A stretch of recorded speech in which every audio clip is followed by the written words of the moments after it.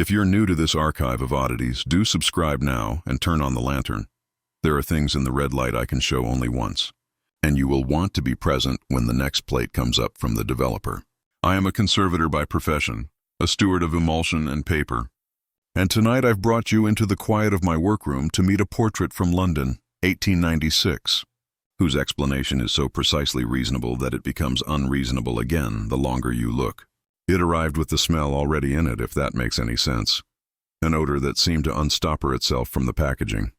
Ether's sweet chill, the astringent vinegary bite of acetic acid, the buried thunder of silver nitrate that lingers in the throat, old glass wrapped in linen, a box of contact prints in a buckled clamshell, and the ledger, a narrow book with a marbled cover, the name Crowhurst in a forward hand on the flyleaf. The letter affixed to the inside front board was brief and struck a hurtful tone of apology for a gift no one could keep. "Dear sir," it began, "my father kept it shut for years, then would not, then could not speak. He died with the key in his pocket, but you will find the hinges lift on a teaspoon. Take it away. There is a passing off of hands in it that will not be quiet. It is always some small technical thing that calls me first." The glass plate was not one but 3 emulsion layers thick, segmented featherings of old collodion poured and poured again. By 1896, most studios in London had surrendered to the factory certainty of dry plates, gelatin, and speed and uniformity. Yet Crowhurst, whose studio address is stamped in iron gall across the back of certain carte de visite, clung to the stubborn wetness of collodion work for his portrait sittings, perhaps for control, perhaps superstition. The diary offered the first explanation. "I will not put in a gentleman's hand a negative I have not laid with my own. The plates are the size of the man. No other will do. The collodion's breath is mine. If he blinks, it is my breath that sees." The photograph is a 3/4 portrait of a woman at a window, her head turned slightly toward the camera, her eyes set at that uncomplaining distance Victorian sitters learned to cultivate. She is not unhappy. One sees the edge of a headrest, the soft crescent of a metal brace that holds behind the ear without touching it. One sees the faint ghost of the posing stands upright just behind her spine. These are ordinary appendages of the trade. In the first moment, nothing elsewhere is extraordinary, except the blur. You know the sort of blur a long exposure makes when a hand withdraws or a child tires and droops. It is generically shapeless, a suggestion rather than a detail. This is not that. This is the size and attitude of a hand where no hand ought to be, arranged like a companion to the sitter's own, but slightly aside, as if testing a distance. It is the density of gray that is thicker than air, but thinner than bacon fat, a gauze layer that still holds an edge. It is, in short, the pretext for the notation penciled on the back by some evidencing soul. Not a ghost. The third hand is a posing clamp. Several of you will already know that explanation, and it is prudent. In Head and Shoulders portraits, the posing stand's forked rest rises like a shepherd's crook, and a thin wooden or felted prong may be placed to steady the wrist or forearm, especially when the sitter is asked to hold a book at just such and such a height for just so long. If the sitter shifts microscopically, or withdraws to relieve the bloodless tingle at the fingertips, the prong's impression reads like a hooked thumb, a grip where none was intended. It is so often the case that we conservators joke about the studio's third hand and write it off as the ghost that keeps time. At first I nodded along with that assessment. I have said it myself to a dozen interns, but I have a facility for being careful. I set the glass on the cradle, angled it to the bench lamp, and what I saw did not satisfy the hand of prong theory. There was a curvature to it that was not the geometry of oak and felt, a tension at the fingertips like the memory of a tendon, a lively imprecision one does not see in wood shadow. I told myself this was the operator's bias, an anthropomorphic desire to make a smudge into company. Then I did what any good handler does. I made a cleaning plan, and I went downstairs to the darkroom where the view of objects, like the objects themselves, is read. The darkroom is small and honest. I keep the ruby glass covered when I am upstairs, so I lifted its hood and let the red come up like a theater curtain. Those of you who have not stood among chemicals at night will not know the closeness of it. The way the silver salts confer a hush on the air. The way the trays hold their breath until you touch them. The long sink, the rocking cradle, the tap that never quite stops weeping. The glass plate settles into the bath with a room-sized clink, and then nothing but the fold of pads and the slow ring of the clock. In 1896, the darkroom Crowhurst describes is nearly the same. The lantern is ruby glass, and it does not flatter anyone. The collodion hangs like a garment until the silver wakes it. I speak very little when I am in the room. Men who shout in a dark room do not live long. I never wash original negatives with water and hope, and I never develop where original emulsion lies. I made a contact print instead, a reconstruction, gelatin on fiber paper, sensitized in my own silver nitrate bath. The ritual calms me, and it teaches. I can see what he saw and where he tamped and edged. I took the small proofing frame, laid the glass negative against the sensitized paper, trimmed a window mask to the area of interest, and set it under the ultraviolet lamp that stands in for our temperamental English sun. The times are not quite 19th century, but the light obeys the same discipline.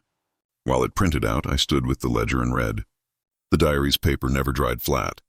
It puckers, which tells me it was carried into the damp far too often and left to splay on benches, then tucked back into a pocket.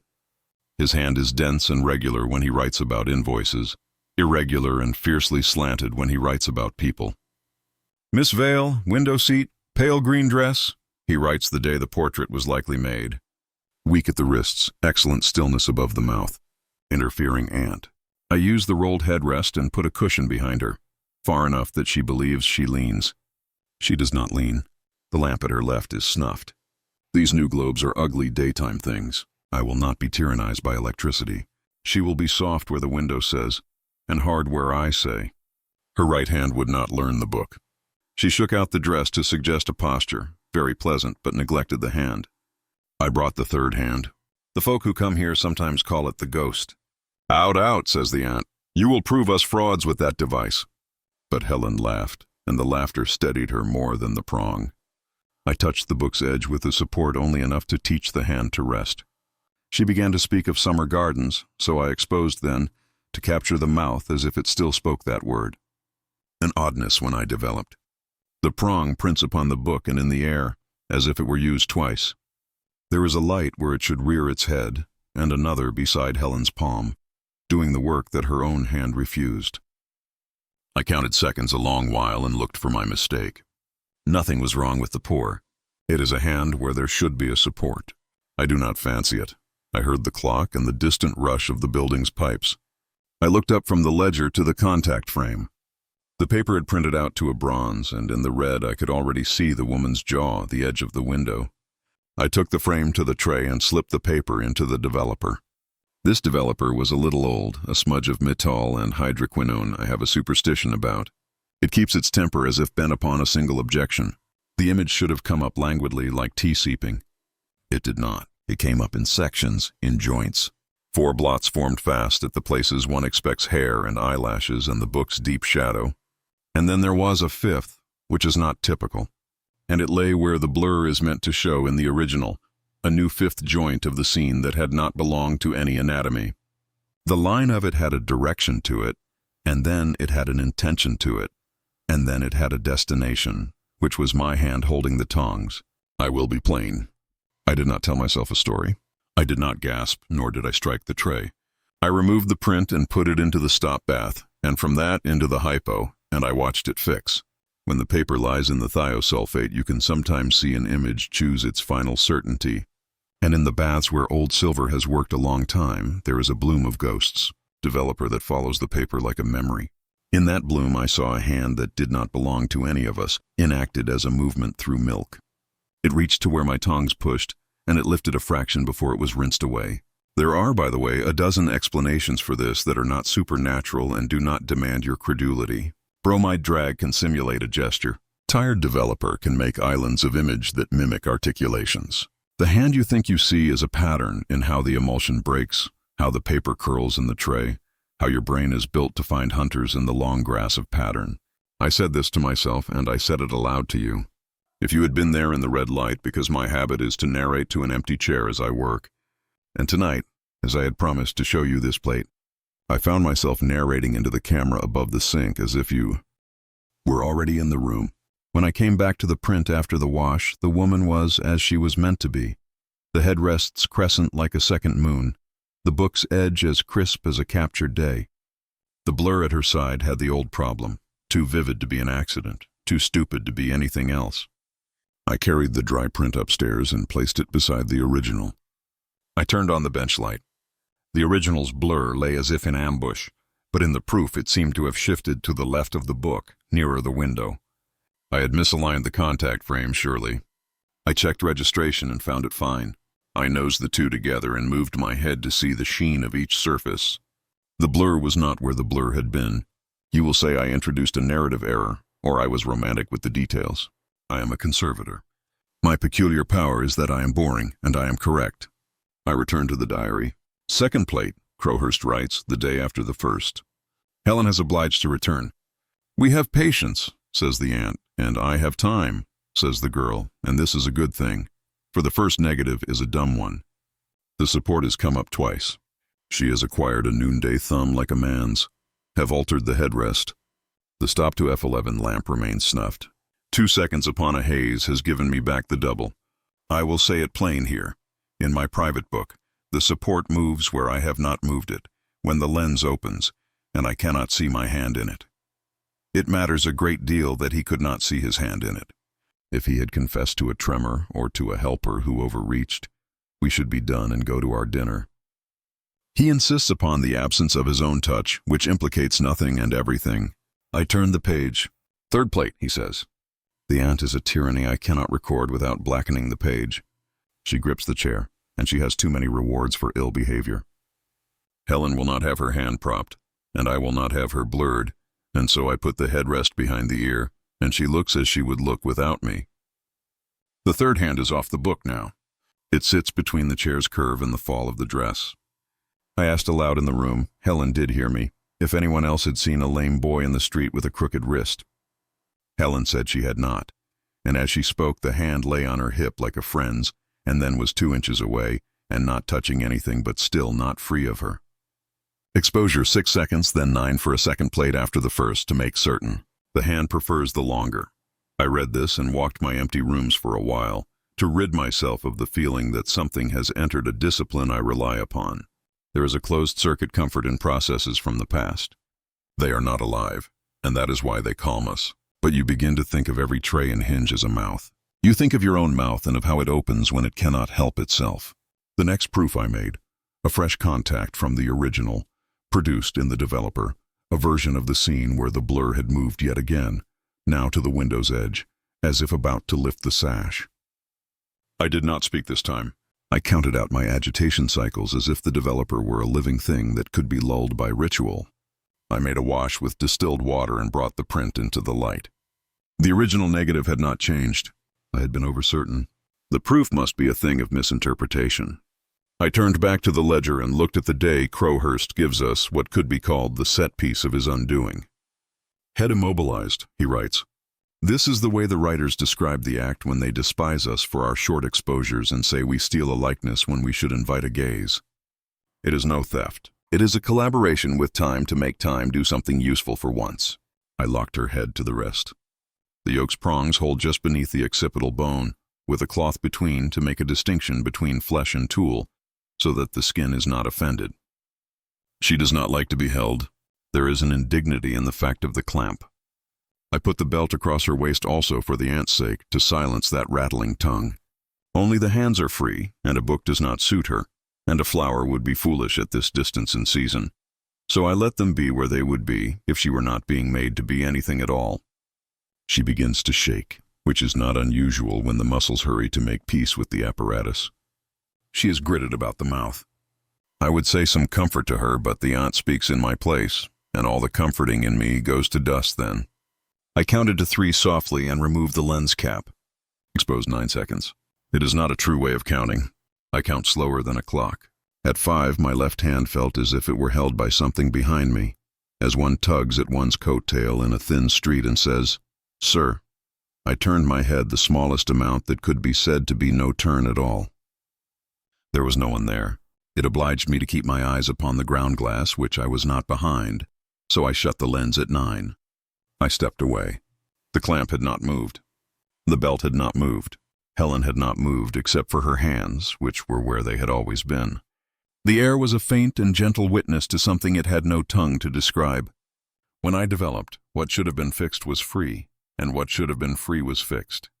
the headrest printed as if it had been used on her wrists. The third hand did not lie on the book, because there was no book. It lay upon the clamp behind her head, as if the clamp required the hand's consolations, and could not proceed without being held. I washed, I dried. I made the print in the daylight and looked at it in the window from the same place as the plate. A mist came off the glass and outlined the arm that cannot be there. It touched me at the wrist as if to say I am here. I have asked my assistant to swear that he did not work with me on this plate. He is earnest and poor enough to be believed, and he swore by his father that he did not.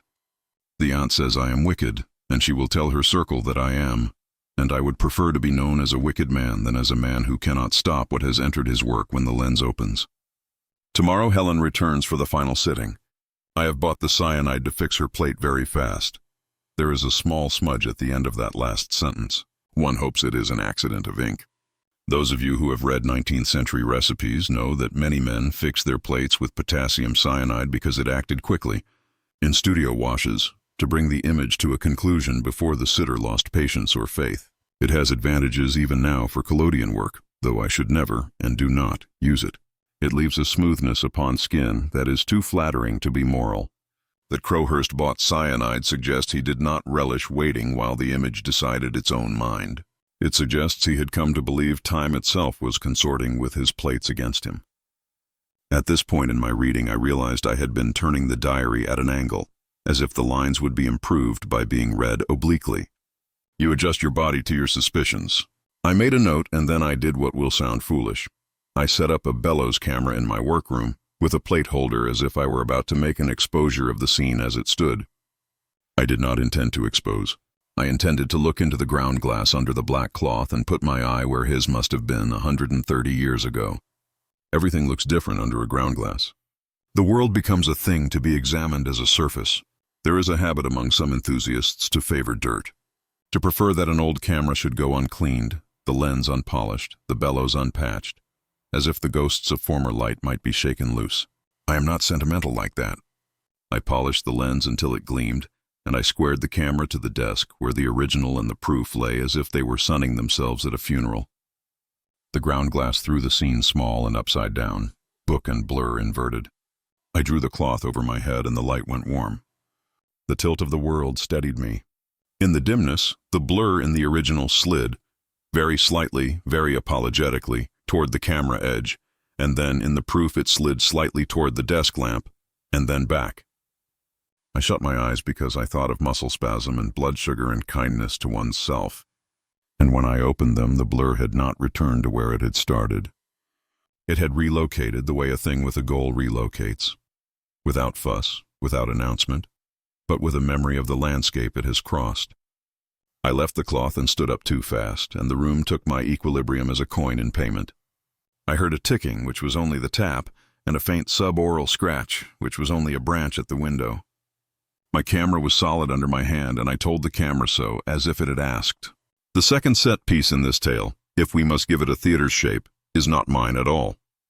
It is Crowhurst's last entry, and it is more than an entry. It is a page replaced with a page. He has pasted a print onto paper where there should be writing. The print is the same portrait as the first, but the room is a degree changed. The window glass has a smear I did not see before. The headrest is gone. The belt is not there. The book is out of frame. Helen's mouth is open to an unheard word. The blur is behind her, and its hand is upon the chair, and the chair's carved hand grip is transformed slightly by proximity.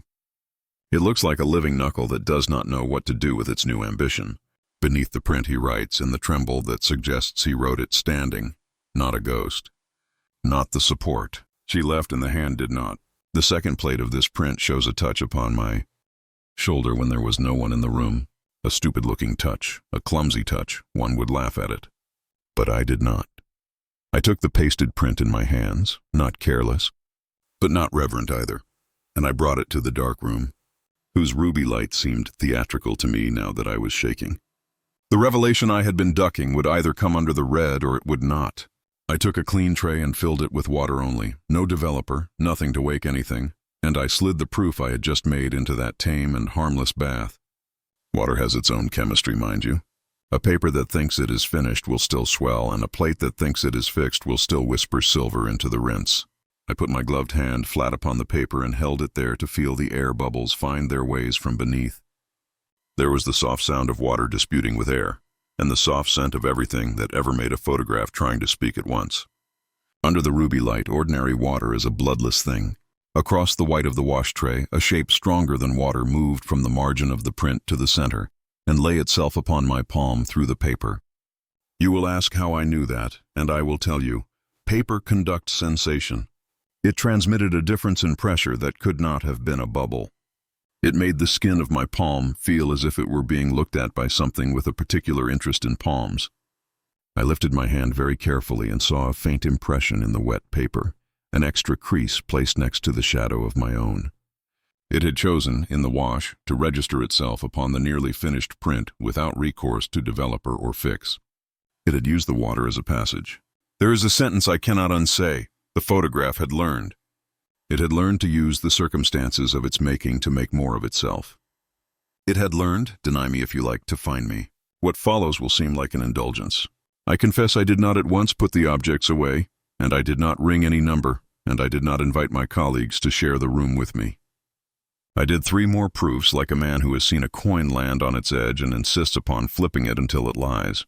They were all subtly wrong in the same way. The blur's locus altered itself by such an amount that one could call it misregistration and go to one's lunch. But always it altered itself to come nearer the edges of the frame that corresponded to real edges in the world. Table edge, sink edge, door frame, window glass. I cannot give you the third of the set pieces without telling you something I have not admitted to anyone whose patience is worth having. I brought the original glass negative into the darkroom again.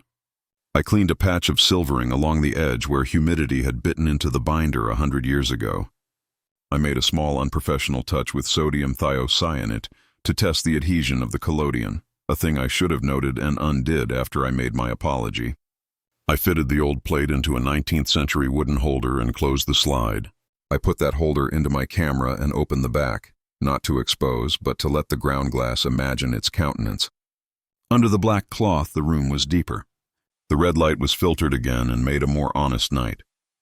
The edges of the plate holder, the bite of the brass, the wooden rails, all of it framed the scene with a graveyard's rectitude. The original negative lay between me and me, which is one way to say that one can sometimes trap oneself with one's own work. The blur in the negative was placid and stayed where it had been. The blur in the proof I had left on the desk leaned toward the camera, as if the act of being looked at from within the machine pleased it. I said aloud very quietly, "You are not a ghost. You are not the support." It moved. It moved in the proof from the desk toward the shadow dwell at the baseboard. A slow slip like honey poured from a small height and cold room. It did not force itself. It liked to slide rather than to jump. I saw its intention because the things around it have their own purposes and cannot be compelled. The proof's fiber curled at its corners in such a way as to direct water off the surface, which it did, running toward the baseboard. The shadow at the baseboard is the place where 2 walls make a ditch. The blur anticipated the ditch and rested there, a dark little thought at the seam of the world. Something behind my shoulders. No, not behind. Wrong preposition. Things that find you in a room are not behind or ahead. They are simply on the other side of a membrane. Placed its weight upon the cloth enough that the cloth touched my hair. I was at the ground glass, which is the part of a camera that is also a mirror, and what touched me had used a path at a right angle to my expectation. It was, for want of a better word, a hand, and it did not grasp or push or test. It rested. It rested a way that made me know it had been practicing what rest is in 100 other moments, across 100 other surfaces. It was so polite it frightened me. I got out from under the cloth and did not raise my hands to show that I intended nothing. The gesture would have been for someone else, and this was not someone else. I went to the sink and ran water over my wrists. My hands were steady. I said to the empty chair because it is my habit. The third hand is a posing clamp. You know this. Do not be a child, I laughed. It sounded like something falling down a well in a book. It is at this point that I began to understand the ambiguous resolution the ledger offers without the words. Crowhurst never says what you want him to say. He never writes that a thing entered his studio and made free with his work. He documents only that the appearances behaved in a manner that cannot be explained away by our usual fidelity to the still. He never writes of what became of Helen. the sitter whose hands would not hold. He pastes his final print and leaves it. The last page is blank, and then there is a receipt pinned to the back cover. Cyanide in a vial, collodion in 1 pint, glass cutting service rendered. In reading the ledger, I have told myself many stories. I have told myself that Crowhurst in 1896 was as lonely as any man who spends his life telling people how not to move. I have told myself that he needed an error he could name and a marvel he could deny, and he got both in the third hand. I have told myself that the blur is the same blur we always meet and dismiss, and I have told myself that the photograph learned, and that I am now something it can visit. The last 15 seconds of this may not be enough time to do what is necessary, so I must go ask you for a favor as if you were and are in the room with me, with the red light touching the enamel tray and the print sliding in the wash. Look closely at the image when I show it on your screens. Look at the edge of the book, then at the window, then at the hip, then at the chair. Watch where the third hand is not. It wants to be where you are. We have nothing but looking to give it, and that is more than enough. The evening after the cloth brushed my hair and found me under the camera, I went home to a flat that has too few windows. I set my bag upon a chair and did not turn on the lights because the room remembered me. In the hallway mirror, I saw my shoulders carried a fraction too high to be only mine. I turned and said to the empty doorway that there is a misunderstanding. My voice sounded well-bred and poor. I went to the kitchen sink to draw water and heard the particular sliding sound that paper makes when it is anxious to be dried. There was no paper out. I took out the proof and laid it on the table, though I had promised myself I would not. The blur, which I had left like a polite guest at the baseboard, had obtained a new ambition and arranged itself at the intersection of the proof's edge and the lamplight. It had learned something momentous, that the bright edge of a rectangle is a door, if you behave as if it is. It had learned to be a passage. When my mother taught me to hold a book, she put her hand not on mine but next to mine, and still I learned. There is something in the act of adjacency that looks like intimacy and behaves like instruction. The third hand in this photograph has been watching every adjacency we have permitted it since 1896. Prong to wrist, headrest to skull, chair to hand, window to cough of day, paper to water, water to sink, sink to me to you.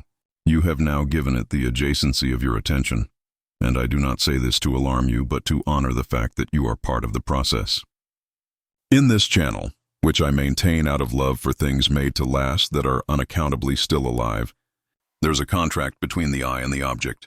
I show, you look, and something between those acts becomes a third thing that neither of us owned before. We cannot leave objects alone and unobserved, not really. They do not leave us alone either. I did go back to the studio. I thought to do what a conservator does when a thing's truth is indistinct. Take measurements and gather instances. I taped a sheet of tracing paper over the proof and traced the blur's shape as it appeared, then traced again tomorrow, then again the day after. I marked where it began and where it ended and drew little arrows like weather. I made notes on the back of each sheet with dates and the humidity, the register of my own mood. The pattern that emerged was a kind of timid intelligence. It did not like sharp corners. It did not like interruptions. It loved the part of my desk where the wood is worn silky from my forearms. It loved the shadow of my lamp, and later, better than either of those, it loved the reflection of the dark room's ruby light in my watch crystal when I carried the plate upstairs. It learned to pass from proof to watch, watch to glass, glass to water, water to cloth, cloth to me. I went to a museum at noon and stood in a room of portraits with a notebook I did not open. I practiced not looking. It is hard not to look. We are built to admire faces. The blur came with me in the way something you have learned to notice comes with you. It constructed a shadow upon the floor in the shape of a third presence between me and a man painted in sables with a white hand posed just so on the tablecloth. I imagined the posing clamp in the painter's world, how it could not exist there except as the painter's fingertips, and I felt a pang, not of fear, but of an empathy one should not feel for a smudge.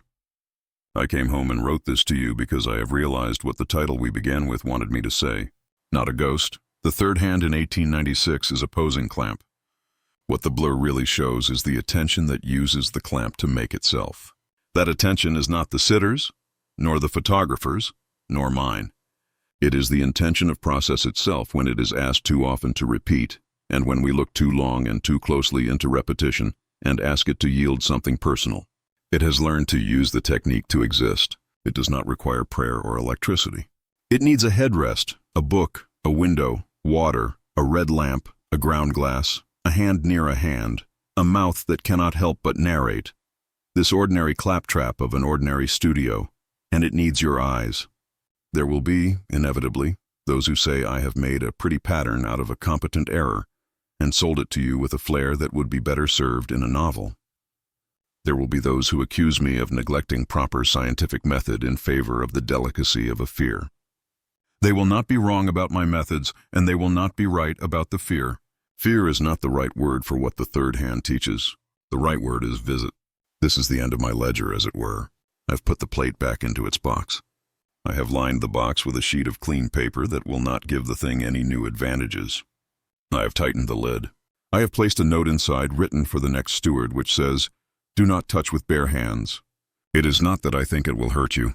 It is that I think you will teach it. If you have been with me through the red and the wash and the breath under the black cloth, now is the moment when you can rest your gaze and deny it the little passage of your curiosity. Or, if you cannot help yourself, as I cannot, look again at the edge. Look closer. When you do, remember what I have promised at the beginning and what I must ask you now at the end. Subscribe to the archive so that you will be here the next time we bring an image up out of the hypo and into the light, and so that what has learned to use our looking to exist may at least be kept among those who mean to hold it gently. You will hear the tray tap the sink. You will see the third hand. It is not a ghost. It is not a clamp. It is what waits in the corner and becomes you when you see it, and that is the most ordinary and the most impossible fact I have learned to share.